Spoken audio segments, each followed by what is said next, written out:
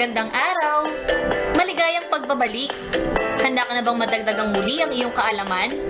Natapos na nating talakayin ang tula at isa pang tulang naglalarawan na sinulat ni Pat B. Villapuerte.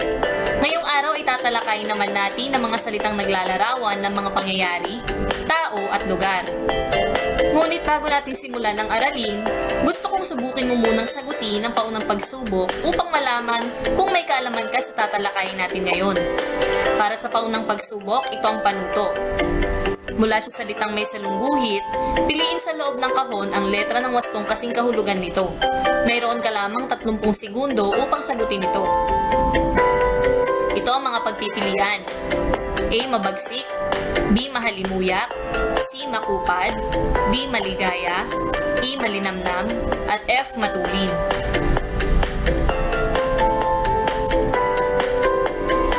Una, si Carlo ay masaya sa kanyang nakuhang parangal. Ikalawa, ang bulaklak na sampagita ay mabango. Ikatlo, nagluto si nanay ng masarap na ulam. Ikaapat, matapang ang alaga niyang aso. At huli, tumakbo ng mabilis si Nene upang hindi mahuli sa klase.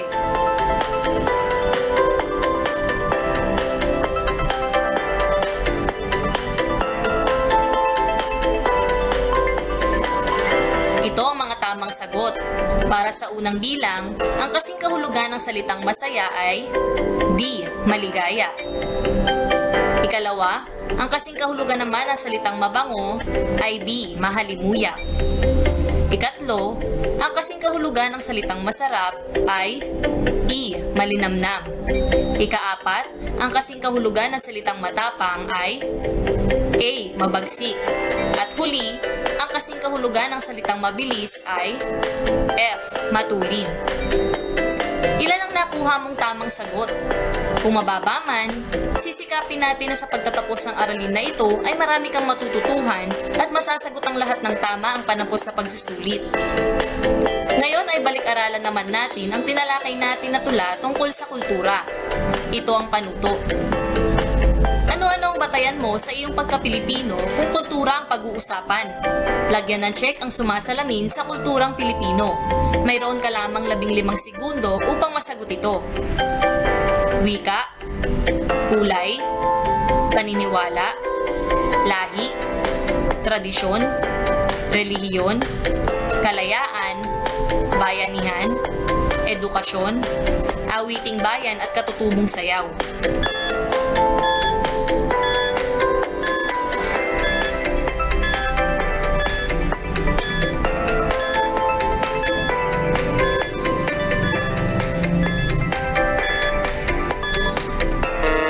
At ito ang mga tamang sagot.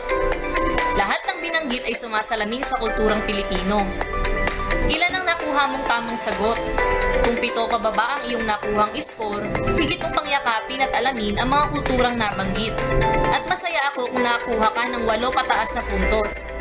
Batid kung mataas na puntos ang nakuha mo dahil natalakay na natin ito.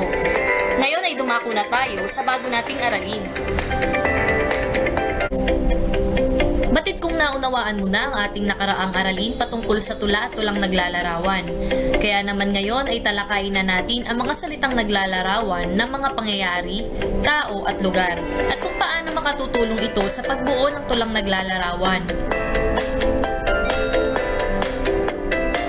May mga salita na nagbibigay deskripsyon o turing sa ngalan ng tao, bagay, hayop, pangyayari, lugar, kilos, oras at iba pa. Kadalasan ginagamit ito upang mas bigyang linaw ang isang pangalan. Ito ay ang mga salitang naglalarawan o pang-uri. Ang wastong gamit ng mga salitang naglalarawan ay nakapagpapatingkad sa mga pahayag na bumubuo sa pagbibigay ng komentaryo o sa mga taludturan. Ito ang mga halimbawang salitang naglalarawan: maganda, bilog, pulang-pula, ningas-kugon, mataas, araw-araw, seryoso, balat sibuyas, at mapagbigay. May mga salitang naglalarawan na maaaring gamitin sa tao, na hindi naman maaaring sa bagay.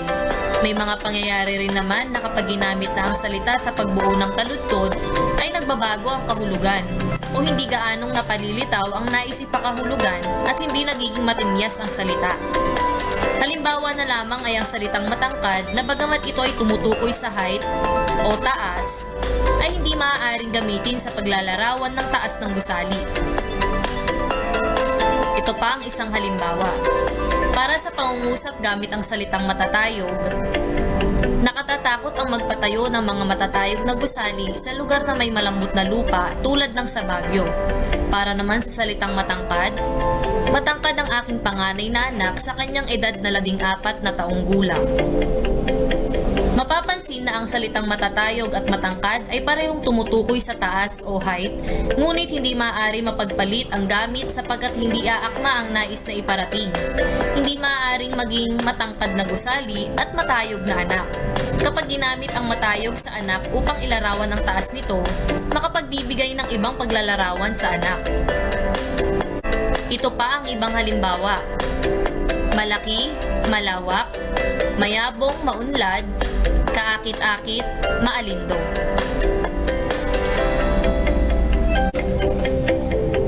Ngayong alam mo na ang mga salitang naglalarawan ng mga pangyayari, tao at lugar, subukin naman natin ang iyong kakayahan sa mga pagsasanay na inihanda sa iyo. Para sa unang pagsasanay, ikaw ay babasa ng isang sanaysay at sasagutin ng unang gawain na nasa digitized worksheet. Isulat mo ito sa iyong sagutang papel. Para naman sa ikalawang pagsasanay, ito ang panuto. Piliin sa loob ng panaklong ang angkop na salitang naglalarawan upang mabuo ang pahayag. Isulat ang sagot sa sagutang papel. Mayroon ka lamang 5 segundo para sagutan ang bawat bilang. Una, napakasakit sa balat ang matimyas, matingkad na sikat ng araw.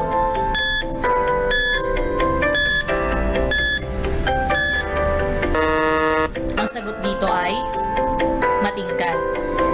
Ikalawa, nakasisilaw ang maliwanag, makinang na ilaw na ikinabit ko sa entablado.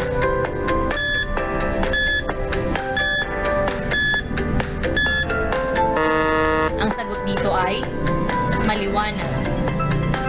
Ikatlong bilang, hindi naging mabagal, malamyos ang pagkilos ni Siti Nurhaliza sa pagbibigay ng tulong sa mga mamamayan bilang balikbiyaya sa kanyang mga natanggap.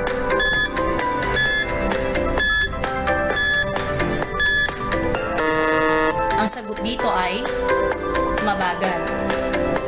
Ikaapat, hindi masamang magkaroon ng matayog, matangkad na pangarap katulad ng ginawa ni Siti Nurhaliza.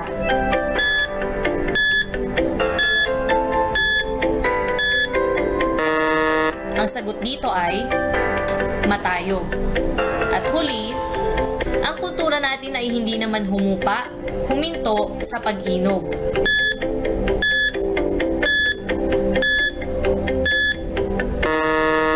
Ang sagot dito ay huminto.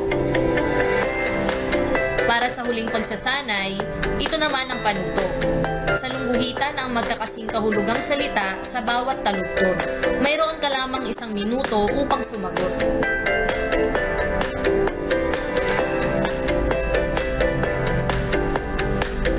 Una, noon, ang bawat paghakbang ay isang pagtaludton, isang pagtahak sa matuwid na landas upang marating ang paroroonan.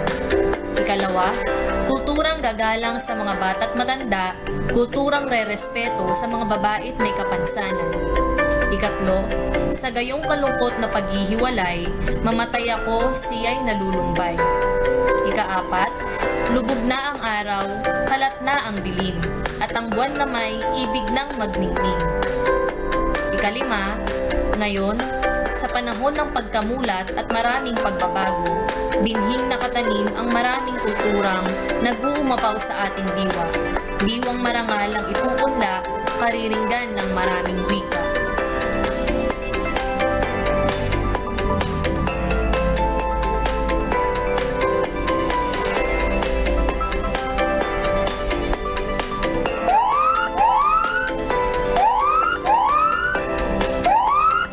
At ito ang mga sagot. Para sa una, pagtalunton at pagtahak. Ikalawa, gagalang at rerespeto. Ikatlo, kalungkot at nalulumbay. Ikaapat, lubog na ang araw at kalat na ang dilim. At ikalima, nakatanim at ipupunla. Binabati kita sa pagsagot mo sa mga pagsasanay. Ilan ang nakuha mong tamang sagot? Kung mababa man, maaari mong balikan ang mga bahagi ng aralin upang mas maunawaan mo pa ito. Batid kong marami kang natutuhan sa ating aralin, kaya naman sagutin mo ang dalawang gawain sa isang malinis na papel. Para sa paglalahat ng ating aralin, gamit ang mga pantulong na salitang tulang naglalarawan, salitang naglalarawan, at sanaysay na formal at di formal, ay bubuo ka ng konsepto patungkol dito.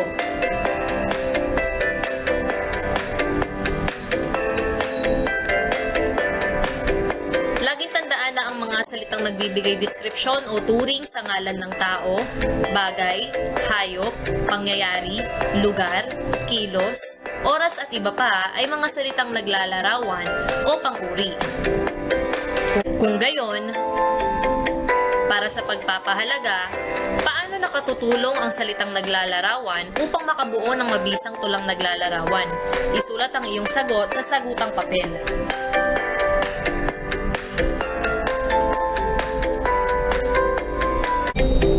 Upang matiyak ang iyong pangunawa sa aralin natin ngayon ay sagutin mo ang panapos na pagsusulit.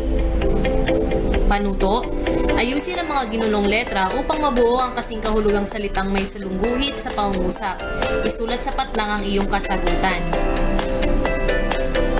Una, ang mga sumasali sa paligsahan ng Miss Universe ay tunay na kaakit-akit.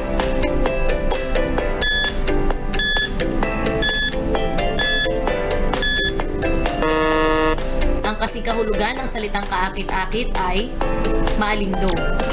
Ikalawa, para sa akin, masasabi kong ang mga frontliners ay mabuting modelo sa panahon ngayon.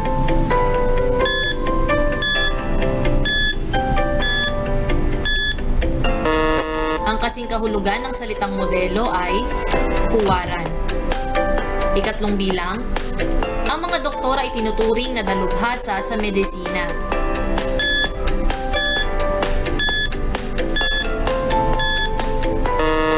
Ang kasing kahulugan ng salitang dalubhasa ay eksperto. Ikaapat, maingay ang tao kapag hindi kaharap ang kalaban at kapag kaharap ay nagiging bahag na ang buntot.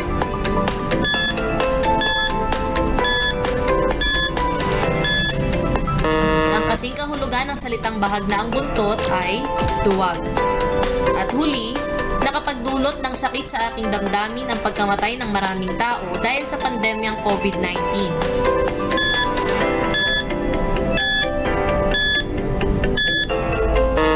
Kasing kahulugan ng salitang sakit ay kirot. Ilan ang puntos na nakuha mo? Inaasahan ko na mataas ang iyong nakuha. Ngunit kung mababa ang iyong nakuha, maaari mong balikan ang mga bahagi ng video na ito na nais mong maunawaan pa. Palagi nating tandaan na ang mga salitang naglalarawan ay nakatutulong upang magbigay kulay at tingkad sa mga pahayag. Nagbibigay buhay at pinagaganda nito ang isang tula, lalo na kung gagamit ka ng mas kaaya-ayang mga salitang naglalarawan. At dito nagtatapos ang ating aralin sa mga salitang naglalarawan ng mga pangyayari, tao at lugar. Sa susunod na aralin ay aalamin mo na ang mga bagabay at paraan para makabuo ka ng isang tulang naglalarawan.